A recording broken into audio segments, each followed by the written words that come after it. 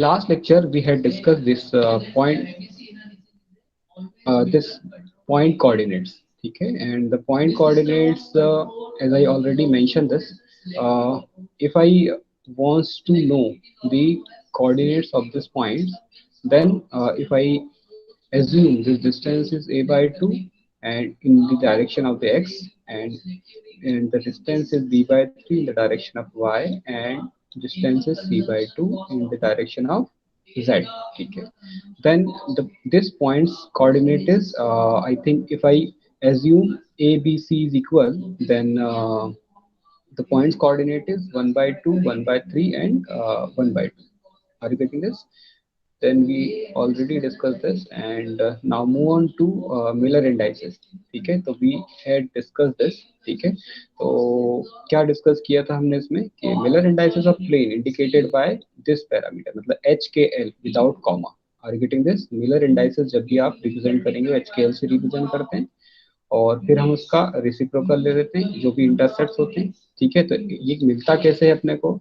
Reciprocal से मिलता है. क्लियर है ना? तो given by the reciprocal of intercept of the plane of the three axis. ठीक है, now we comes to the intersect of the X axis. यदि 1 है वाई एक्सिस और जेड एक्सिस का, यदि इनफाइनाइट है तो फिर उसके उल्टे कर देते हैं. तो 1 का रिवर्स क्या हो जाएगा? 1. और इनफाइनाइट का रिवर्स क्या होगा? 0. और अगेन इनफाइनाइट का रिवर्स क्या होगा? 0. ठीक है, तो एच के एल यदि पर्टिकुलर प्लेन के लिए बात करते हैं इस वाले के लिए, तो क्या आता है हमारा? 1 0 0. ठीक है, तो इन सारे प्लेन्स के लिए भी हमने क्रिस्टल प्लेन्स के लिए मिलर इंडाइसेस देख लिया था. ये इसका प्रोसीजर है, how can we determine this Miller indices of plane. ठीक है, तो इसका स्टेप्स क्या थी बेटा कि सबसे पहले आपसे क्या कैलकुलेट करेंगे? Intercepts of the plane along crystal axis. Now we take the reciprocals of this and clear from the fractions and reduce the lowest term and enclose in the brackets. ठीक है, then we move on to planes, means family of the planes of Miller indices. ठीक है, तो हमने क्या समझा था कि 1 0 0 0 1 0 एंड 0 0 1, और इसके सारे रेसिप्रोकल, मतलब इसके उल्टे क्या हो जाएंगे? इसके रिवर्स क्या हो जाएंगे? 1 बार 0 एंड 0, एंड इसका रेसिप्रोकल मतलब उल्टा क्या हो जाएगा? उल्टी तरफ 0 1 बार 0 एंड और इसका क्या हो जाएगा हमारा? 0 0 1 बार. ठीक है, तो ये मैं इसको यदि फैमिली ऑफ प्लेन में लिखता हूँ तो इस तरह का कर्ली ब्रैकेट यूज करता हूँ. ठीक है, तो ये मैं ऑलरेडी डिफाइन कर चुका हूँ, ये बात कर चुके हैं हम समझ में. ठीक है, तो आगे बढ़ते हैं. अब हम बात करते हैं, ये हमारे कुछ इक्विवेलेंट प्लेन है, मतलब इक्विवेलेंट प्लेन मतलब कौन कौन से होंगे उनकी बात कर रहा है वो. ठीक है, आगे बात करते हैं. तो प्लेन इन हेक्सागोनल सिस्टम, तो यहाँ पर शायद कुछ आपने प्रॉब्लम फेस किया था कि भाई सर ये हमको समझ में नहीं आया. ठीक है, तो आप ये एज्यूम करो कि यहाँ पर 3 डायरेक्शन ना होके कितनी डायरेक्शन है? 4 डायरेक्शन. ठीक है, तो यहाँ पर भी हम करेंगे वही जो एच के एल वहां निकाल रहे थे, वो एच के एल यहाँ भी निकालेंगे, लेकिन एक जो नया टर्म आ जाता है दैट इज आई. ठीक है, तो यहाँ पर ये जो डॉट लिखा हुआ है, तो इस डॉट को हम रिप्लेस कर देंगे किससे? इस आई से. ठीक है, तो आई इक्वल्स टू क्या होता है? Minus H plus K. ठीक है, तो जो भी आपका एच और के होगा उसके उसको दोनों को सम करके उसके आगे क्या लगा दो? माइनस. ठीक है, तो आपको वहां से आई मिल जाएगा. अब कैसे मिलता है ये समझ लेते हैं. ठीक है, तो लेट्स से कि आप किसी पर्टिकुलर प्लेन के लिए निकालना चाहते हैं. ठीक है, तो मैंने बोला कि इस वाले प्लेन के लिए आप निकालना चाहते हैं. ठीक है, तो इस वाले प्लेन के लिए कैसे निकालेंगे? तो आपने बोला कि एक्स डायरेक्शन में, इस डायरेक्शन में कितना है? देखो a1 है ना, तो इस डायरेक्शन में कितना आ जाएगा आपका? 1. वाई डायरेक्शन में मैं यहाँ से इसको यदि ओरिजिन मान के चलता हूँ तो इधर की तरफ कितना है? ये कितना है? 1. ठीक है, तो x भी 1 हो गया, y भी 1 हो गया. ठीक है, अब समझो इसको. नहीं नहीं, एक सेकंड, तो एक गड़बड़. तो हम इसका जब निकालने जा रहे थे तो क्या हो रहा था? 1 0 1 बार 0 और 0 1 बार 0 और 1 बार 0. इस तरह से ये उसका यदि फैमिली ऑफ प्लेन निकालते तो ये हो जाएगा हमारा फैमिली ऑफ प्लेन. ठीक है, हेक्सागोनल का. लेकिन यदि मैं इस पर्टिकुलर प्लेन का निकालना चाहता हूँ तो क्या हो जाएगा? देखो, इस डायरेक्शन की अपन बात कर रहे हैं और ये वाला प्लेन है. ठीक है, तो ये वाले प्लेन में एक्स. ठीक है, तो x के पैरेलल है, ठीक है। देखो क्योंकि ये लाइन मेरी x है और ये इसके क्या जा रहा है, ये प्लेन इसके पैरेलल जा रहा है, ठीक है ना, मतलब बिल्कुल एकदम उस एक्सिस के पैरेलल है। तो फर्स्ट इंटरसेप्ट मेरा क्या हो गया, इनफाइनाइट, क्लियर है। दूसरा इंटरसेप्ट a2 की बात करूं तो दूसरा इंटरसेप्ट क्या हो गया, 1, है ना, क्योंकि ये डायरेक्शन में 1 मिल रहा है मुझे, a2 1 मिल गया। तीसरे वाले को अभी डॉट लगा दो, ठीक है, अभी डॉट लगा दो से मतलब अभी निकालते हैं अपन। और z डायरेक्शन में कितना है, तो ये z डायरेक्शन है मेरा, तो ये है कि नहीं है, तो ये भी मेरा कितना है बेटा, ये, अच्छा सॉरी a3 अभी निकालना है, इसकी जगह डॉट लगा दिया। l, तो l की बात करें तो l क्या हो जाएगा मेरा, देखो ये भी इस z वाले एक्सिस के क्या है, पैरेलल है, तो अल्टीमेटली ये भी क्या मिलेगा आपको, इनफाइनाइट, ठीक है। अब क्या करेंगे, इनके सबके रेसिप्रोकल कर दो, तो रेसिप्रोकल करने पर 1/इनफाइनाइट क्या मिलेगा आपको, 0, मतलब h क्या हो गया आपका 0, 1/1 इज अगेन 1, और i अभी निकालते हैं अभी, ठीक है, और 1/इनफाइनाइट इज अगेन 0, क्लियर है, समझते हैं। तो अब मुझे i निकालना है, तो i का फॉर्मूला अभी क्या देखा अपन ने कि i इक्वल्स टू क्या है मेरे पास, minus of h plus k, ठीक है। तो बताओ भाई, h क्या है मेरा, 0 है, तो यहाँ पर 0 पुट कर देंगे, और k की जगह क्या है, 1 है, तो यहाँ पर 1 पुट कर देंगे। तो i मेरा क्या आ जाएगा, i आ जाएगा मेरा -1, ठीक है। तो मेरे इसका जो प्लेन, इस प्लेन के लिए यदि मैं मिरर इंडाइसेस निकालना चाहता हूँ इस वाले प्लेन के लिए, तो क्या बनेगा, 0, h मेरा 0 है, k मेरा 1 है, l मेरा क्या निकला, -1, मतलब 1 के ऊपर क्या लगा दो आप, बार, और एल भी मेरा क्या है, 0, ठीक है। तो एच के, फिर यहाँ पे आई आ जाता है और एल, ठीक है। तो आई को निकालने के लिए पहले आपको उसके एच और के निकालना पड़ेगा, फिर आप उससे आई निकालोगे, क्लियर है। अब आई थिंक ये आपको पूरा क्लियर हो गया होगा, ठीक है। तो आगे बढ़े अपन बेटा, है ना, चलिए। तो now move on to the interplanar distance. तो इंटरप्लेनर डिस्टेंस आप सीधा समझो कि दो प्लेन्स के बीच का यदि हमको क्या करना है, डिस्टेंस फाइंड करना है, तो हम जो अभी हमने क्या निकाला, मिलर इंडाइसेस जो कैलकुलेट किए, वो मिलर इंडाइसेस हमको क्या करेंगे, हेल्प करेंगे दो प्लेन्स के बीच का डिस्टेंस निकालने के लिए, ठीक है। The spacing between the planes in a crystal is known as the interplanar spacing, are you getting this, ठीक है। मतलब इंटरप्लेनर स्पेसिंग सीधा सीधा क्या हो गया, दो प्लेन्स के बीच का डिस्टेंस को हम क्या बोल रहे हैं, दो प्लेन के बीच के स्पेस को बोल रहे हैं, ठीक है, वो हमारा इंटरप्लेनर स्पेसिंग कहलाता है। और इसको यदि मैं पर्टिकुलर प्लेन के लिए निकालता हूं तो उसको बोलते हैं D H K L, clear है। अब एच के एल आपके लिए नया नहीं होगा, एच के एल क्या है, मेरे मिलर इंडाइसेस जो मैं 100 या 010 जो निकाल रहा था वो, ठीक है। अब इसका फॉर्मूला क्या बनता है, in the cubic system spacing between H K L denoted by 1/d² equal to 1/a² h² a² l², ठीक है। अब इन सब में प्लस है, ठीक है। अब यदि मैं इसको थोड़ा सा और मॉडिफाई करके लिखूं तो आपको ये ऐसा दिखेगा, तो डी को मैं उठा के इधर लेके जा रहा हूँ और इसको उठा के रेसिप्रोकल कर रहा हूँ, तो p इक्वल टू, बहुत सारी बुक्स में आपको ऐसा भी दिखेगा, a/√ऑफ h² plus k² plus l², समझ गए। तो ये मिलेगा आपको, ये पूरा रूट में है, ठीक है।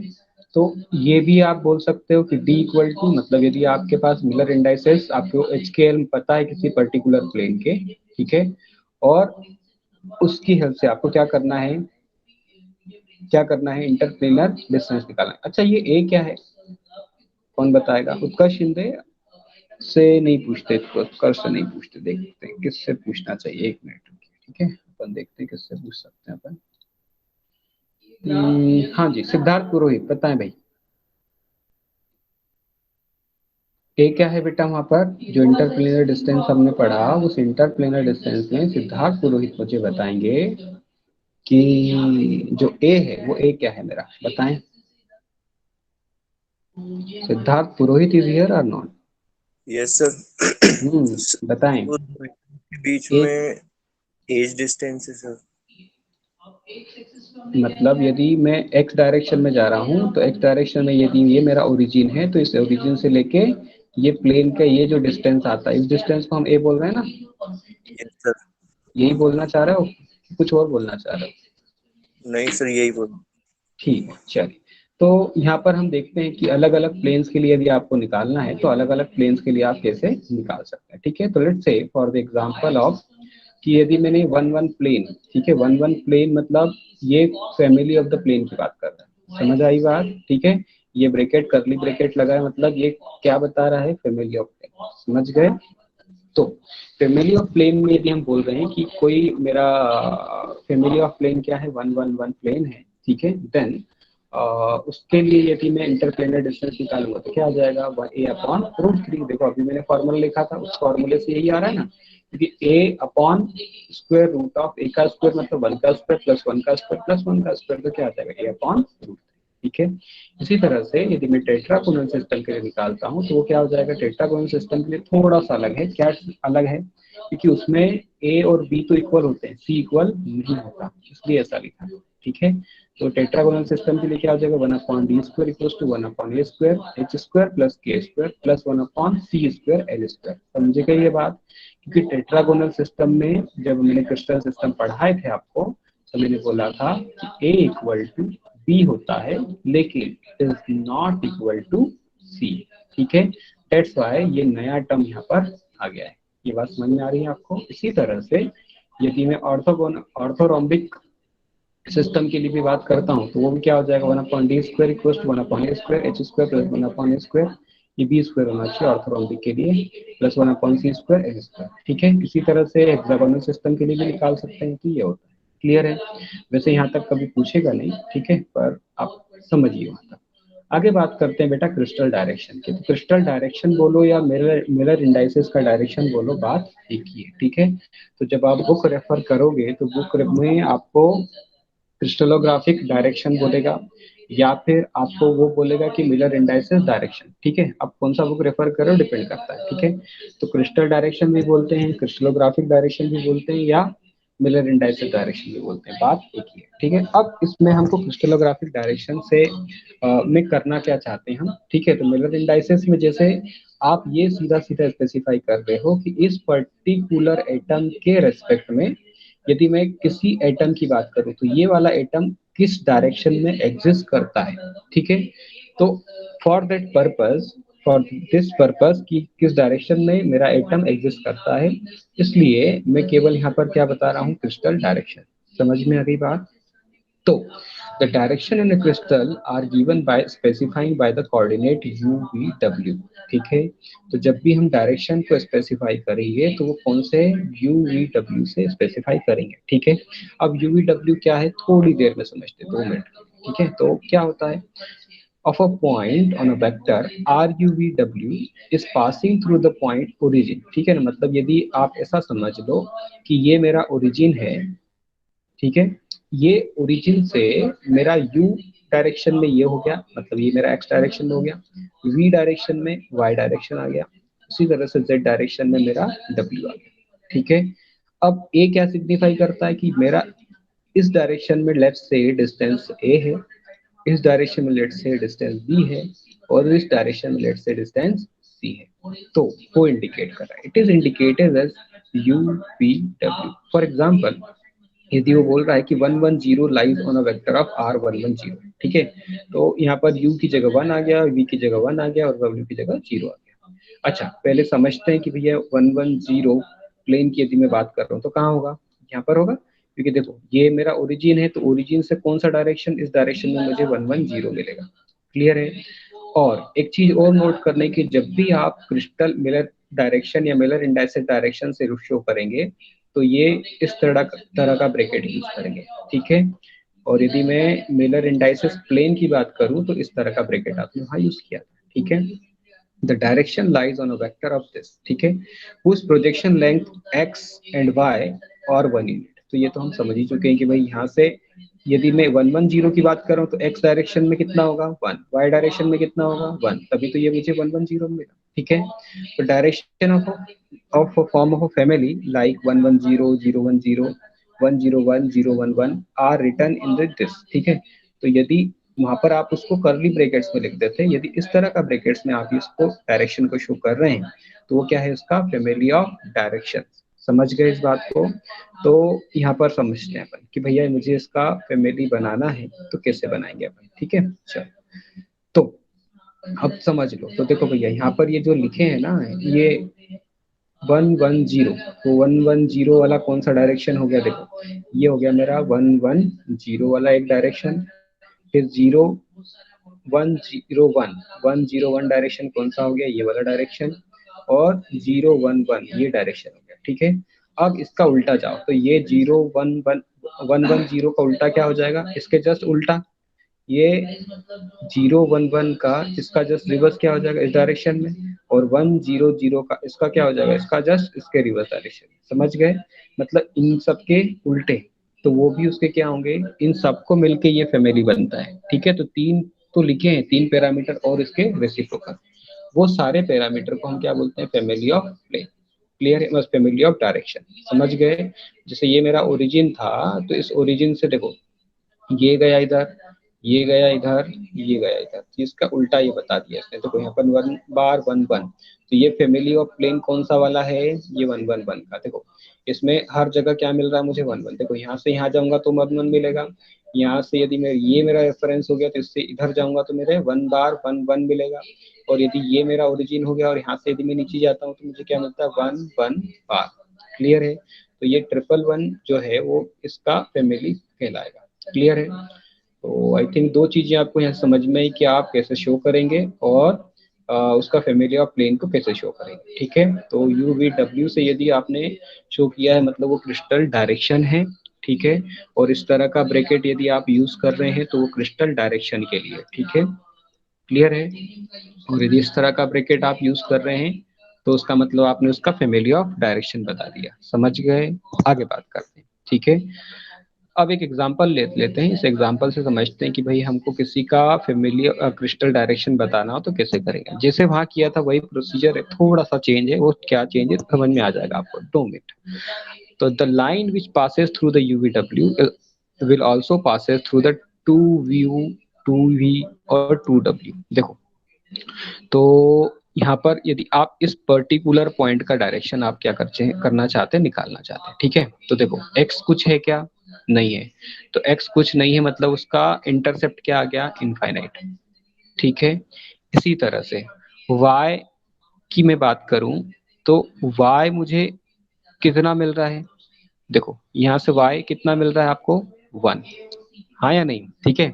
और z कितना मिल रहा है, 1/2। मैं सबको 1 मान के चल रहा हूँ, ये ए बी सी मान रहा है, मैं 1 सबको मान के चल रहा हूँ, ठीक है। अब इसके ये मेरे क्या आ गए, इंटरसेप्ट आ गए। इंटरसेप्ट का क्या कर दो, रेसिप्रोकल, तो 1/∞ क्या हो जाएगा, 0, मतलब ये मेरा u आ गया, 1/1 इज 1, और ये क्या आ गया मेरा 2, ठीक है। नहीं, इस वाले प्लेन की बात कर रहे हैं ना, तो अपन 1/2u 1/2v 1/2w, ठीक है। तो इसको हम क्या कर रहे हैं, तो इस वाले पॉइंट की बात कर रहे हैं ना, तो c 1/2 होगा। अच्छा इसमें इंटरसेप्ट नहीं करते हैं, एक मिनट। तो डिटरमाइन करने के लिए पहले ये देख लेते हैं फिर वहां पे जाते हैं। Find the coordinate of the two ends of the line and subtract the coordinate head and tail and draw the line from the origin in parallel to the first length of this, ठीक है। and convert the fraction and reduce the अच्छा इसमें inverse नहीं करते हैं, ठीक है ठीक है ठीक है ठीक है ठीक है। इसमें सीधी बात करें, 1 मिनट है ना, तो कुछ नहीं, बड़ा सिंपल है। देखो अब यहाँ पर x कुछ नहीं है तो सीधा पुट करो आप 0, मतलब है ही नहीं, और y डायरेक्शन में कितना मिला 1, ठीक है, और z डायरेक्शन में कितना मिला 1/2। तो इसका ये फ्रैक्शन आपको हटाना पड़ेगा, तो 2 का इंटू कर दो सब में, तो क्या हो जाएगा, 2 into 0 is 0, 2 into 1 is 2 and 1 into 1 is this, ठीक है। तो इस फ्रैक्शन को आपको हटाना है। क्लियर है? तो उसको रिड्यूस करना है अपने को लोवेस्ट इंटीजर में, ठीक है। अच्छा चलो, तो एक और एग्जांपल लेते हैं अपन कि लेट्स से आप इस वाले पॉइंट पर यदि निकालना चाहते हैं तो कितना होगा, तो x मतलब ये आगे की तरफ है, ठीक है ना, तो x कुछ है, y कुछ है और z कुछ है, तो केवल डिस्टेंस क्या गिवन है, देखो a डायरेक्शन में डिस्टेंस गिवन है a/2, ये वाला डिस्टेंस यदि इधर से आधा है तो उधर से भी आधा ही होगा ना। y डायरेक्शन में ये डिस्टेंस मेरा हो गया b/2, और z डायरेक्शन में तो पूरा 1 ही है, ठीक है। तो इसके इंटरसेप्ट क्या बनेंगे बेटा, इसके इंटरसेप्ट u बनेगा 1/2, v बनेगा 1/2 और c बनेगा मतलब w बनेगा 1। इसका ये 2 से पूरे में इंटू कर दो, मतलब ये मेरा क्या बन जाएगा, मतलब 1 1 और 2। ठीक है, तो ये इसके इस पर्टिकुलर पॉइंट का डायरेक्शन आ गया। ठीक है, और इसको आपको इस तरह के ब्रैकेट में लिखना है। तो ये क्या बता रहा है, इसका क्रिस्टल डायरेक्शन। क्लियर है? तो ये इसका प्रोसीजर यहाँ पे लिखा हुआ है। ठीक है, तो आप तो ये याद रखो कि जो भी आपके वेक्टर हैं, ठीक है, उन वेक्टर्स को आपने क्या कर दिया, जहां पर वो इंटरसेक्ट हो रहे हैं वो इंटरसेक्ट वाले डिस्टेंस को मार्क कर दिया। ठीक है, इंटरसेक्ट वाले डिस्टेंस जैसे हमने यू वी डब्ल्यू यहाँ पर बोल रहे हैं, तो यू वी और डब्ल्यू को मार्क कर दिया। ठीक है, पर यहाँ पर भी एक चीज आपने नोट की हो कि आपने यहाँ पर भी क्या यू वी डब्ल्यू के बीच में कॉमा यहाँ पर भी यूज नहीं किया है। ठीक है, और हमने मिलर इंडाइसेस में भी यूज नहीं किया था। फैमिली ऑफ प्लेन समझ लिया आपने। ठीक है, तो इस तरह के इनक्लोज ब्रैकेट में आपको लिखना है। ठीक है, ये इसके स्टेप्स हैं कि कैसे आप लिखेंगे। ठीक है, तो ये भी मत ध्यान रखो कि सबस्ट्रेट करना है या हेड है टेल से। ठीक है, आप तो सीधा करो कि वो एक्स डायरेक्शन में कितना जा रहा है, वाई डायरेक्शन में कितना जा रहा है, जेड डायरेक्शन में कितना जा रहा है। ठीक है, ये बात करें। आगे बात करते हैं तो डायरेक्शन ऑफ हेक्सागोनल सिस्टम। तो हेक्सागोनल सिस्टम में आप जैसे वहां पर निकाल रहे थे वो यहाँ भी होगा, लेकिन यहाँ पर थोड़ा सा चेंज है। क्या चेंज है कि जैसे like plane direction in the hexagonal system are also written in the form of this. ठीक है, तो हेक्सागोनल के लिए हमने वहां पर भी एच के आई ए लिखा था, तो इसी तरह से यहाँ पर भी हम यू टी वी टी और डब्ल्यू लिखेंगे। ठीक है, if capital U, capital V and capital W are the indices of the three axes, then it can be converted to four axis indices U V this। ठीक है, अब इसको convert कैसे करेंगे, तो कन्वर्ट करने के लिए आपने कैपिटल U को क्या लिखा, स्मॉल u माइनस टी। अब इसका एक एग्जांपल लेंगे अपन, डोंट वरी। कैपिटल V को लिखा अपन ने स्मॉल v माइनस टी और कैपिटल W को लिखा W एज इट इज। ठीक है, तो मान लो कि आपने क्या किया, आपके पास 2v माइनस वी अपॉन 3 था, इसी तरह से तो ये आपका ये t यदि उधर की तरफ गया तो ठीक है ना, तो t को एक मिनट यहाँ पर आप इससे समझो तो आपको इससे क्लियर होगा। तो पहले t निकाल लिया मैंने, तो t देखो u की यदि मैं बात करूं तो यहाँ से पहले ये t कैलकुलेट करो। तो t जैसे वहां पर हमने क्या कैलकुलेट किया था, i इक्वल टू क्या था हमारे पास, minus of minus H plus K. ठीक है ना, उसी तरह से यहाँ पर भी वही है कि ये जो है टी निकाला तो टी क्या आ गया आपका, माइनस यू प्लस वी। तो ये आ गया मेरा minus U plus V upon 3। ठीक है, इस टी की वैल्यू को यहाँ रखा, इस टी की वैल्यू को यहाँ रखा। ठीक है, और डब्ल्यू तो मेरा एज इट इज है।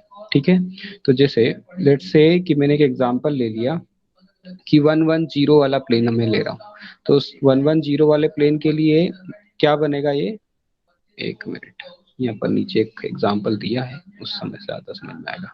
तो in the cubic crystal system the direction having the same indices perpendicular to each other. अच्छा, ये तो वही ले लिया हेक्सागोन का, नहीं कोऑर्डिनेट पहुंच गया। मैं एग्जांपल लेके बताता हूँ आपको। ठीक है ना, क्योंकि ये आपने यहाँ पर इसका एग्जांपल नहीं दिया होगा। ठीक है, तो एग्जांपल की यदि हम बात करें तो आप पहले हेक्सागोन जो भी है उस हेक्सागोन को आप ड्रॉ करें। ठीक है, ड्रॉ करने के बाद आप उसका यू वी और डब्ल्यू कैलकुलेट करें। ठीक है, तो जैसे लेट से हेक्सागोन बना हुआ है ना, ऊपर नहीं बना, ऊपर जाना पड़ेगा, हेक्सागोन बना हुआ चाहिए। 1 मिनट,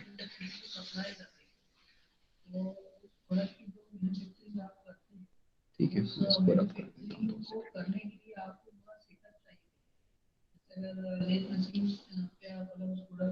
ठीक है, अच्छा, तो यहाँ पर एज यूजुअल मेरा ए के एल जो है मैं वही का वही लेकर चल रहा हूँ। ठीक है, कि मतलब A1 A2 A3 मेरा वही का वही है। ठीक है, अच्छा, तो मैं यदि मेरा ये डायरेक्शन U है, ठीक है, तो ये डायरेक्शन मेरा क्या हो गया, U एज इट इज। ये डायरेक्शन मेरा A2 जो है वो मेरा हो गया V। ठीक है, और जो थर्ड डायरेक्शन है A3 वो मुझे मिल रहा है यहाँ पर यू वी, उसके बाद हम क्या ले रहे हैं, V के बाद क्या आ रहा है हमारे पास, T आ रहा है। ठीक है, तो T को निकालने के लिए हम एक सेकंड, तो T को निकालने के लिए हमने क्या किया, T इक्वल टू क्या, minus U plus W. Clear है, तो आप पहले क्या करो, इसके आप ये फॉर्मूला मत याद रखो जो इसने बताया है, ठीक है, मैं एक दूसरी बुक का है वो बता रहा हूँ, ठीक है ना। तो आप ये याद रखो कि आपको निकालना है u, आपको पता है v, तो u और v से आप t निकालोगे, ठीक है। तो t तो आपको पता ही है कि t एज इट इज आप निकाल लोगे, कैसे निकालोगे, minus u plus w, clear है, सॉरी u प्लस v, और w तो आपका एज इट इज ही रहता है, ठीक है ना। तो w जो अपने को मिलता है वो कैपिटल W के इक्वल मिलता है। लेकिन अब जो आपको u डैश v डैश और w डैश जो मैंने मतलब capital U capital V capital W बोला, तो आप ये लिखो कि u जो है u equal to 1/3 to capital U से यदि आप रिप्रेजेंट कर रहे हैं तो capital U minus capital V, ठीक है ना। तो आप इसको, मैं इसको डैश लगा देता हूँ ताकि यहाँ पर क्या है, ये मेरा मार्कर बहुत गड़बड़ चलता है, ठीक है। तो ये जो लिख रहा हूँ मैं डैश से लिख रहा हूँ, ठीक है ना, वो जो कैपिटल वाले थे उनको डैश से लिख रहा हूँ और कुछ नहीं। तो 2u dash minus v dash ऐसे मिलेगा आपको ये, ठीक है। इसी तरह से v जो मिलेगा, v जो मिलेगा वो भी मिलेगा आपको 1/3 2v dash minus u dash, मतलब अब यहाँ पर u की जगह v और v की जगह u आ जाएगा, तो 2v dash minus u dash, ठीक है। इसी तरह से t तो मेरा निकल ही जाएगा और w जो है वो w डैश के इक्वल होगा, क्लियर है। अब देखो, जैसे यदि हम कोई एक एग्जांपल ले लें कि भाई मान लो कि आपको कहीं इधर का कुछ शो करना है कि भाई इस डायरेक्शन में आपको बताना है कि भाई इस डायरेक्शन का आपको Miller indices direction find out करना है। तो Miller indices direction find out करने के लिए आप बोलोगे कि a1 भी है इसमें, a2 भी है, मतलब u भी मिल रहा है, u डैश भी मिल रहा है, v डैश भी मिल रहा है, ठीक है ना। आप u भी मत बोलो, अभी u डैश मिल जाएगा, v डैश मिल जाएगा, ठीक है। तो u डैश v डैश से आप पहले t कैलकुलेट कर लोगे, ठीक है। तो आपका नहीं, t तो एज इट इज आ जाएगा, ठीक है। तो t आपका आ जाएगा u और v से, ठीक है। तो एक सेकंड, ये तो v एज इट इज, तो यहाँ से u डैश मतलब आपका 1 हो जाएगा, v डैश आपका 1 हो जाएगा, तो 2 माइनस 1 इज दिस, तो u आपका 1/3 बनेगा। इसी तरह से v भी निकाल सकते हैं और उसके बाद u और v की वैल्यू उठा के यहाँ पे रखोगे तो t आ जाएगा, और w क्या हो जाएगा आपके लिए, w जो है ये डायरेक्शन में आ जाएगा। केवल ये a3 डायरेक्शन में जो निकालना था वो आपके लिए ये t से निकालना है, ठीक है। चलिए एक और एग्जांपल में नेक्स्ट लेक्चर में ले लूंगा, ठीक है, ताकि और आपको क्लियर हो जाए इस चीज को, ठीक है। तो हेक्सागोन के लिए मैं आगे एक और एग्जांपल लेता हूँ, ठीक है, मतलब कल वाले लेक्चर में ले लेंगे अपन, नेक्स्ट लेक्चर में, ठीक है। आगे बढ़ते हैं। तो देखो यहाँ पर क्या है, relationship between direction and plane, तो इनके बीच में रिलेशन क्या है, क्योंकि हमने मिलर इंडाइसेस प्लेन भी पढ़ लिया, मिलर इंडाइसेस डायरेक्शन भी पढ़ लिया, ठीक है। तो कुछ नहीं, जैसे वहां पर h था वो हमको क्या बोल रहा था u, तो in the cubic system plane and direction having the same indices are perpendicular to each other, मतलब यदि मेरा प्लेन इस प्लेन यदि इधर बोल रहा हूँ तो डायरेक्शन इसके जस्ट 90 डिग्री पे होगा। If uv direction is perpendicular to hkl plane, तो h जो है वो u हो जाएगा, k जो है वो v हो जाएगा, l जो है वो मेरा w हो जाएगा, ठीक है। तो 110 प्लेन के लिए बात करूं तो 110 प्लेन मतलब ये फैमिली ऑफ प्लेन हो गया, इसी तरह से 110 प्लेन मेरा फैमिली ऑफ डायरेक्शन हो जाएगा, जो कि एक दूसरे के क्या होगा, परपेंडिकुलर, ठीक है। तो ये रिलेशन होता है फैमिली ऑफ प्लेन और फैमिली ऑफ डायरेक्शंस में, ठीक है। फैमिली ऑफ प्लेन्स मतलब मिलर इंडाइसेस ऑफ प्लेन और मिलर इंडाइसेस ऑफ डायरेक्शन, ठीक है। U V W direction is parallel to H K, यदि पैरेलल हो जाए तो उस केस में क्या बोलेंगे हम कि वो एक ही प्लेन में लाई करेंगे, मतलब U V W lies in the plane of H K, ठीक है। तो उस केस में H U plus K V plus L W जो मिलेगा वो क्या मिलेगा आपको, जीरो, मतलब जैसे 110 lies in the plane of 111, ठीक है। तो इसको यदि हम इससे इंटू करें तो 1 into 1 1 into 1 1 into 1 and 1 into 0, ठीक है। पर ये जो प्लेन है, क्योंकि इसका डायरेक्शन क्या बोला आपने, lies in the same plane, मतलब उसके पैरेलल है, तो पैरेलल है तो इसलिए ये कायदे से ये होना चाहिए आपका -1, ठीक है, क्योंकि 1 1 1 वाला प्लेन कौन सा होगा, 1 1 1 वाला प्लेन ये होगा, ठीक है।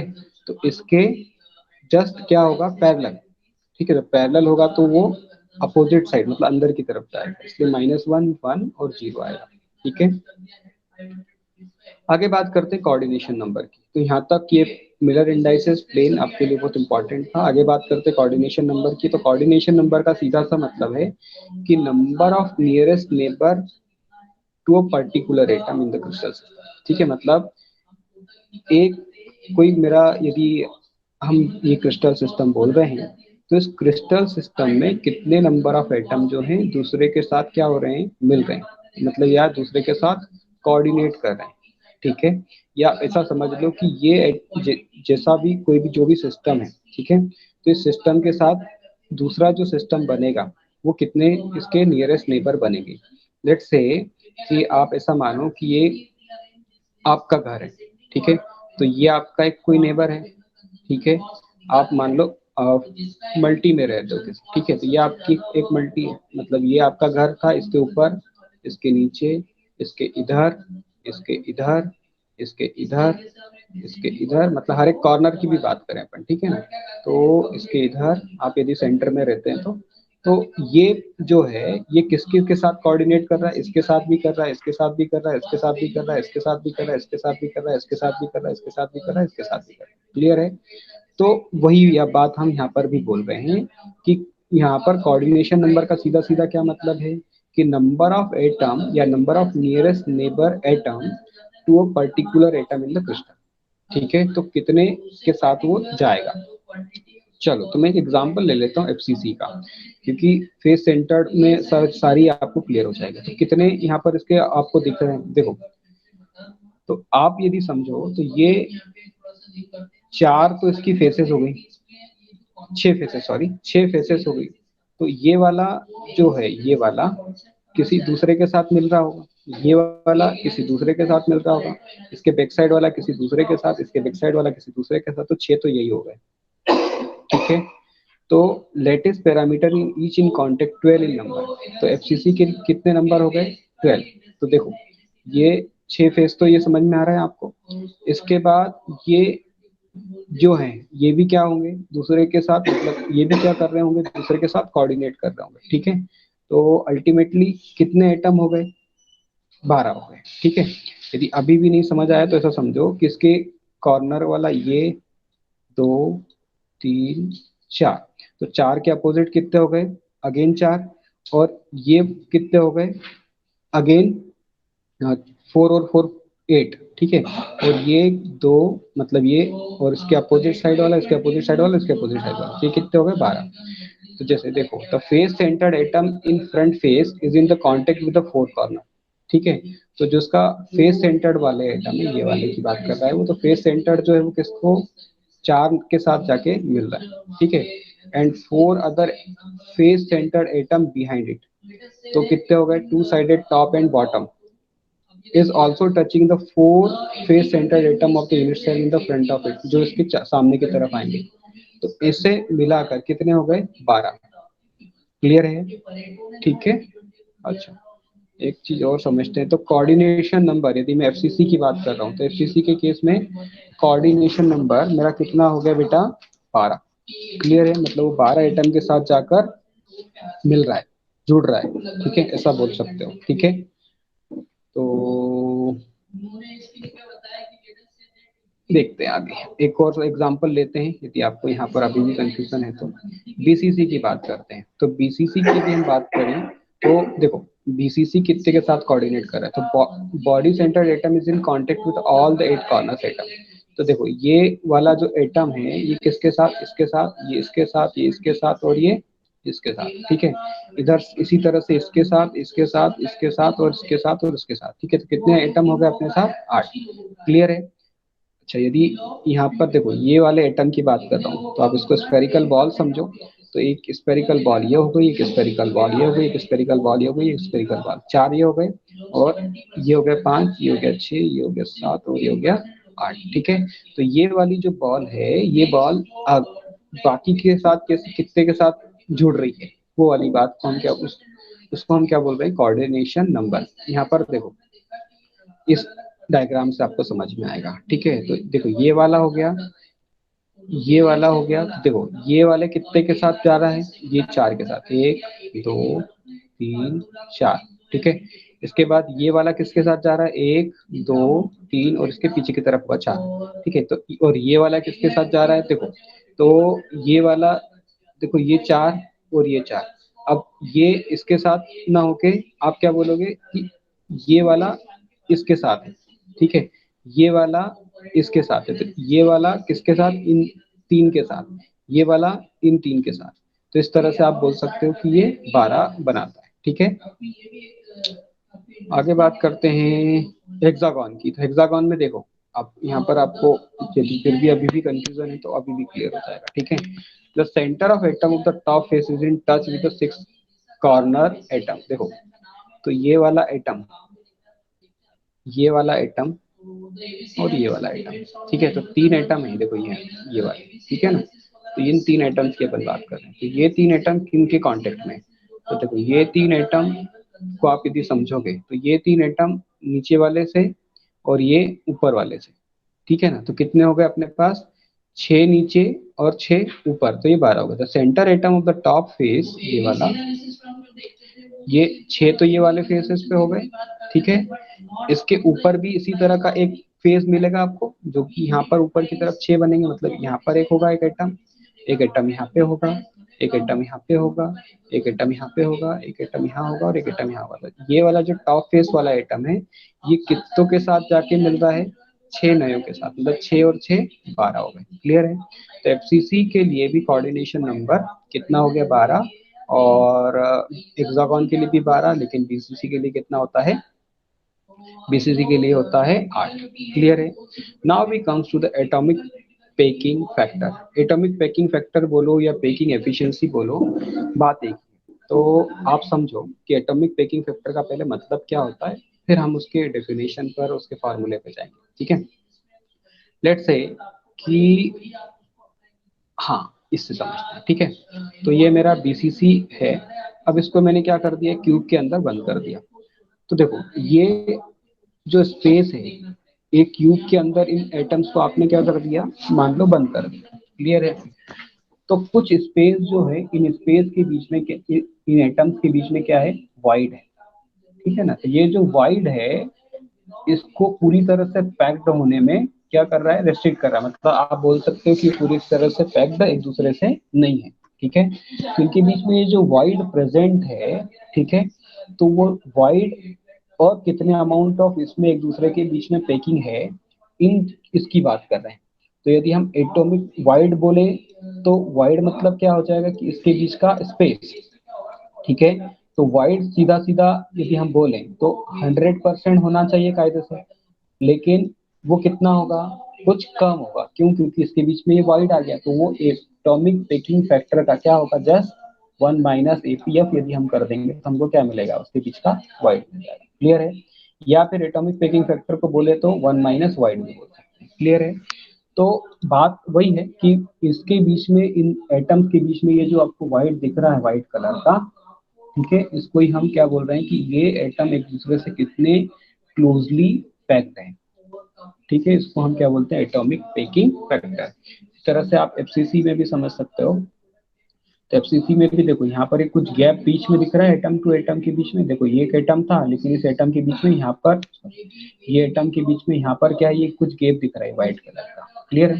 इसके बीच में यहाँ पर भी कुछ गैप दिख रहा है, यहाँ पर भी ये गैप दिख रहा है, ठीक है। तो ये गैप जो है वो एटम ने ऑक्यूपाई, ये स्पेस जो है वो एटम्स ने ऑक्यूपाई नहीं किया है, ठीक है।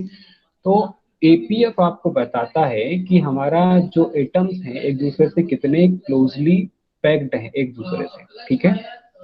तो ये है एटॉमिक पैकिंग फैक्टर। अब पैकिंग एफिशिएंसी इसी को बोलते हैं, indicate how closely atoms are packed in a unit cell. Unit cell के अंदर एटम्स कितने क्लोजली पैक्ड है, यही बात की अपन ने, and is given by the ratio of volume of atom in the unit cell and the volume of unit cell, ठीक है। अब नहीं समझ में आया तो आप ऐसा समझ लो कि ये पूरा क्यूब था आपका, ठीक है, अच्छा ऊपर ही समझते हैं ना, अपने पास डायग्राम ऑलरेडी बना हुआ है। तो ये पूरा क्यूब था, ठीक है ना। यदि मैं लेट से क्यूब की साइड को मान लो ए, ठीक है। फिर इस क्यूब में आपने क्या रखना स्टार्ट किया, आपने कुछ बॉल्स रखना स्टार्ट किया। आपने जैसे बचपन में क्या किया हो कि आपके पास कोई इस तरह का क्यूबिकल बॉक्स हो, उस क्यूबिकल बॉक्स में आपने आपके कंचे जमाए, ठीक है, या बॉल को जमाई, ठीक है। तो क्या होगा कि यदि आप उसको अरेंज करने चाहोगे तो उसके बीच में कुछ ये गैप जो है वो गैप आपको बच जाएगा। क्लियर है। तो वो जो गैप है उस गैप की अपन यहाँ पर बात कर रहे हैं कि ये, अच्छा रेशो किस किस का, तो देखो पेकिंग फैक्टर निकालना है ना अपने को, तो क्या होगा कि भाई एटम ने कितनी जगह घेरी और खाली कितनी बच गई, ठीक है। मतलब पूरी कितनी है और उस एटम ने कितनी जगह घेरी। तो पूरी कितनी है, पूरी यदि मैं क्यूब का वॉल्यूम निकालता हूँ तो क्यूब का वॉल्यूम कितना होता है, ए का क्यूब होता है, ठीक है। और यदि मुझे लेट से इन एटम्स का रेडियस मालूम पड़ जाए किसी तरह से, तो रेडियस पता चल जाएगा तो मैं क्या कर सकता हूँ, इसका वॉल्यूम भी निकाल सकता हूँ। तो इन दोनों वॉल्यूम का डिफरेंस और कितने नंबर ऑफ एटम है तो उससे मल्टीप्लाई कर देंगे। एक का वॉल्यूम, क्योंकि स्फेरिकल शेप हम एज्यूम कर रहे हैं एटम्स का, तो क्या हो जाएगा, स्फेयर का वॉल्यूम कितना होता है 4/3 पाई आर क्यूब, हाँ या नहीं, ठीक है ना। तो इससे कर देंगे, मतलब इसका इन दोनों का यदि हम रेशो निकाल लेंगे तो हमको मिल जाएगा। बोरिंग अब आ रहा है भैया, मोइन मंसूरी, मोइन,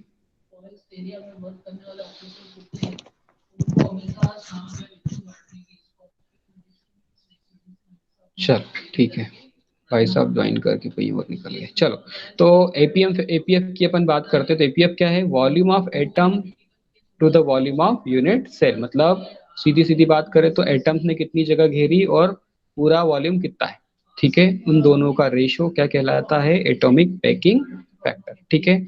अब एटॉमिक पैकिंग फैक्टर हम एफसीसी के लिए निकाल सकते हैं, बीसीसी के लिए निकाल सकते हैं, एससीपी के लिए निकाल सकते हैं, ठीक है। तो इसको अपन नेक्स्ट लेक्चर में देखते हैं, ठीक है ना। तो यहाँ तक कुछ डाउट आ रहा है क्या बेटा? मतलब यदि डायरेक्शन को मैं अभी स्केप कर रहा हूँ, वो भी हेक्सागोन वाले वाले डायरेक्शन के लिए, ठीक है ना। तो उसको मैं और थोड़ा सा डिटेल में जाके आपको कुछ दूसरे के थ्रू बताऊंगा, ठीक है ना, क्योंकि यहाँ पर मुझे वो एग्जाम्पल नहीं मिल रहा है इस पीडीएफ में, ठीक है। ठीक है, चलिए तो 1 मिनट में इसको पहले रिकॉर्डिंग स्टॉप कर दूं ताकि थोड़ी कम एनर्जी बने।